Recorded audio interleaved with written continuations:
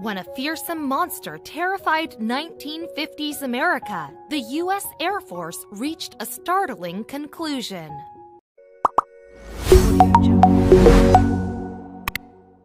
It's 1952, and three kids are playing in their schoolyard. Suddenly, a bright light zooms through the evening sky. That gets the boys' attention for sure, especially when the thing crashes into the ground nearby.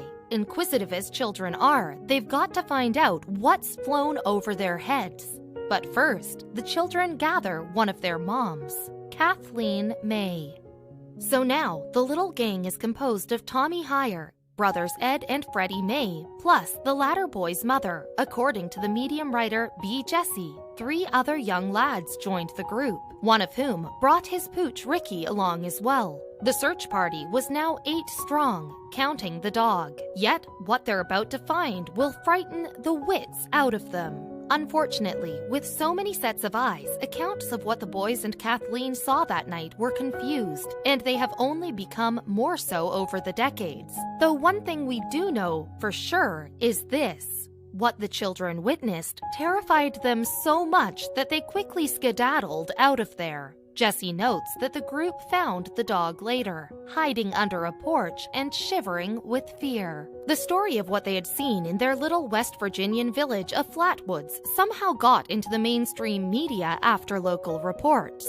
Yep, the being became a national sensation overnight. Whatever it was they had seen now had a name: the Flatwoods Monster. Though whether this apparition was an earthy manifestation or something more sinister from outer space was a question left hanging in the air. In any case, the U.S. government took it seriously enough to instigate an investigation into the by now notorious incident. The U.S. Air Force put investigators from Project Blue Book on the case, according to declassified documents. This organization was a secretive government probe into the UFO reports which had proliferated around the U.S. in the early 1950s. Let's go through the detail of what happened in Flatwoods on the evening of September 12, 1952.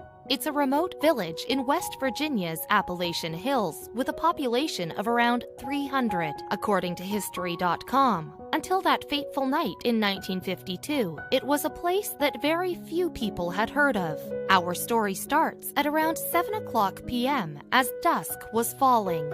As we've seen, the first 3 characters in the story were the May brothers. There was Freddie, aged 12, and Ed, a year older, plus 10-year-old Tommy Hyer. These were the kids playing in their school's yard when they spotted something soaring overhead through the sky. It was brightly lit and seemed to pulse as it traveled. Jesse notes, as the boys watched it, the flying object came to ground on nearby farmland. Apparently, the 3 kids weren't keen to go and investigate the landing spot on their own, so they headed to the May home first. There, the boys met Kathleen May and told her what they'd seen skimming through the sky. She decided to join the 3 lads on an expedition to investigate the landing site. They had picked up a flashlight to aid in their search. On the way back to the spot where the boys had seen the object crash to Earth, they picked up 3 more young lads and a dog. These were 10-year-old Roy Shaver, Neil Nunley, who was 14, and Gene Lemon, 3 years his senior. Also, the latter was the one who brought his dog Ricky along. So now there were 7 humans and 1 canine. As we've said, accounts of what happened next were confused, yet one man who came to investigate after the event was Gray Barker, a freelancer and not one of the USAF Project Blue Book men. The latter apparently thought that young Nunley gave the most sober account of events out of all of the first-hand witnesses. Barker later wrote up his record of the Flatwoods Monsters incident and published it in the Fate magazine. And afterwards, in his 1956 book, They Knew Too Much About Flying Saucers. According to Barker's account of Nunley's evidence, the youth said that he and Lemon were the first up the hill where they'd seen the object crash to Earth. As they neared the spot where the flying thing had crashed, Nunley said there was a huge globular mass about 50 feet from them on a hillside. The site seemed to have a blanket of fog that had a distinctive odor, perhaps of burning metal or some kind of gas. The mass looked to be a fire, and pulses of light flashed from it. Nunley said that there was no noise, though others contradicted this. Some of the witnesses claimed that they heard some kind of regular banging noise. Plus, there was a hiss, something that could have been mistaken for a jet engine. Lemon then panned his flashlight, and what appeared in the beam shocked them all to the core. According to Jesse, the torchlight revealed a 15-foot figure, more or less humanoid. Yet all that the horrified boys saw was the creature's upper half. Its face was round and red as blood. Both nose and mouth were absent, but its eye openings were there.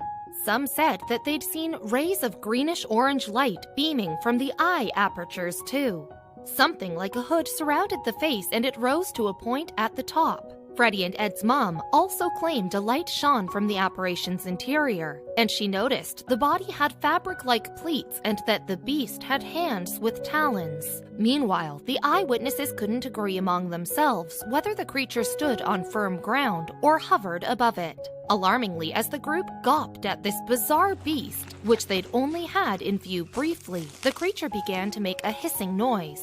Ominously, it then moved towards them. Some said the monster appeared to be readying itself to leap at them, but Nunley contradicted this in his interview with Barker. Barker quoted Nunley's description of the monster's motion in his book. Nunley was sure that it just moved, it didn't walk, it moved evenly, it didn't jump. Whatever the truth of this creature's behavior, it was enough to terrify them all. They beat a hasty and panicked retreat, just glad to escape from this bizarre monster. There's no doubt that their fear was real enough.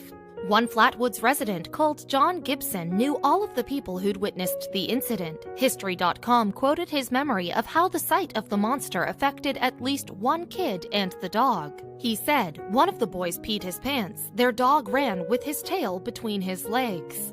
Flatwoods is hardly more than a hamlet, the kind of place where news travels fast. A local newspaper called the Braxton County Democrat was soon covering the extraordinary story. History.com quotes the report. 7 Braxton County residents on Saturday reported seeing a 10-foot Frankenstein-like monster in the hills above Flatwoods. A National Guard member, 17-year-old Gene Lemon, was leading the group when he saw what appeared to be a pair of bright eyes in the trees. Lee Stewart, publisher of the Braxton County Democrat, wrote that those people were the most scared people I've ever seen. People don't make up that kind of story that quickly. After hearing the stories, Stewart went up on the hill where the scene had played out, armed with a shotgun. But by the time he got there, no monster was to be seen.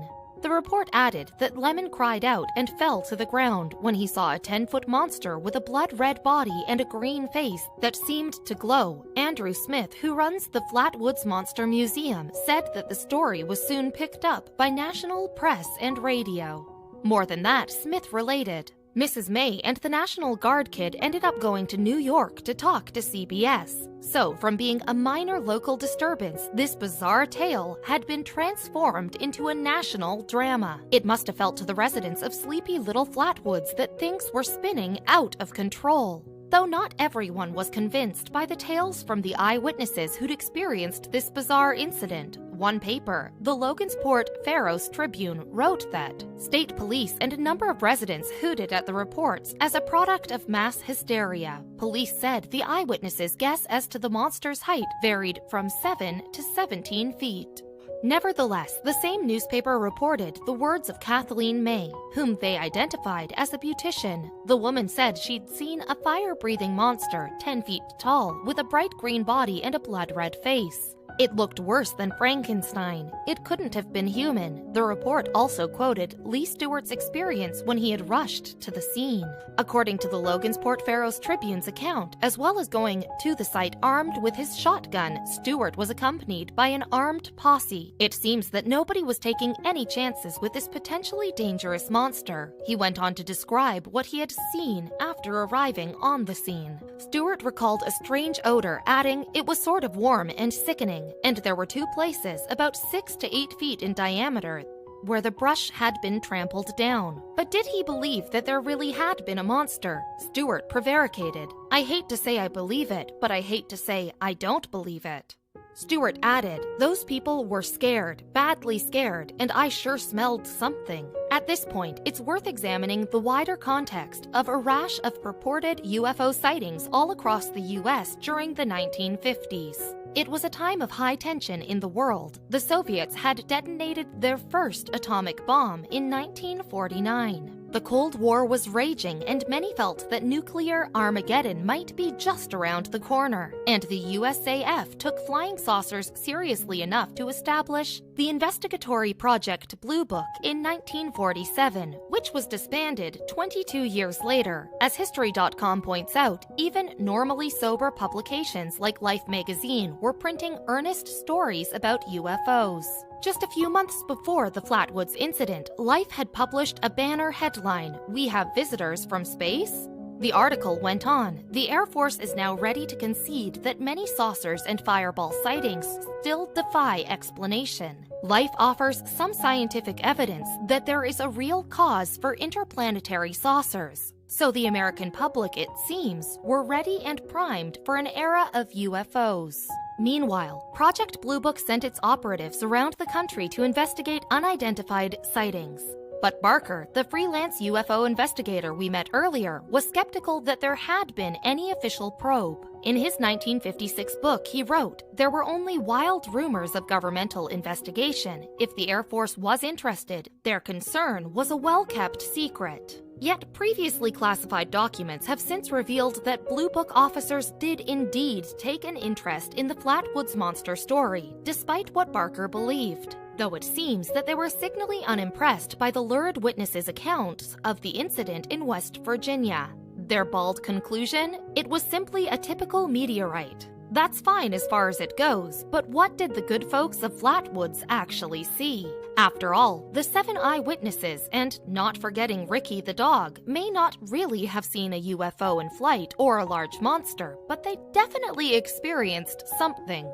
Several people have turned their minds to this conundrum over the years, though a 2000 reinvestigation came up with what some consider to be the most likely explanation of the facts.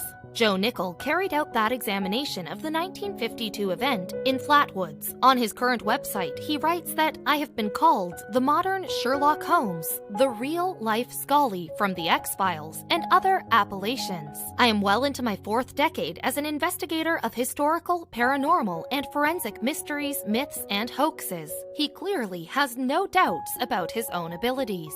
Nichols' comprehensive investigation included speaking to witnesses, a site visit, and a literature review. Early in his probe, he reached the same conclusion that the USAF's Project Blue Book had. The flying saucer, the burnt object soaring through the sky, had been, in fact, a meteor. The finding was also independently corroborated by contemporary reports.